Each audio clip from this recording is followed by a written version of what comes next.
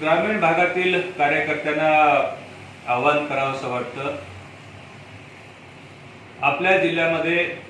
एक गाव एक गणपतीची संकल्पना राबवली गेली आणि नंतरच्या काळामध्ये संपूर्ण महाराष्ट्रभर या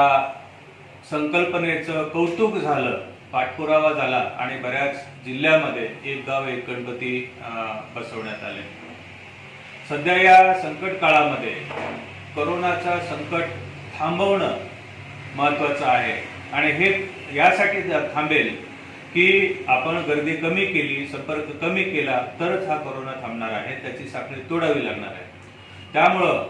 ग्रामीण भागातील सरपंचांना, तरुण मंडळांना, तंटमुक्ती अध्यक्ष, पोलीस पाटील यांना आवाहन करावंसं वाटतं, आपण आपल्या गावामध्ये गणेशोत्सव साजरा करणार असाल तर यावर्षी एक गाव एक गणपती ही संकल्पना राबवावी आणि त्या ठिकाणी जी वर्गणी जमा होणार आहे त्या वर्गणीचा सॅनिटायझेशनसाठी, गावाच्या स्वच्छतेसाठी,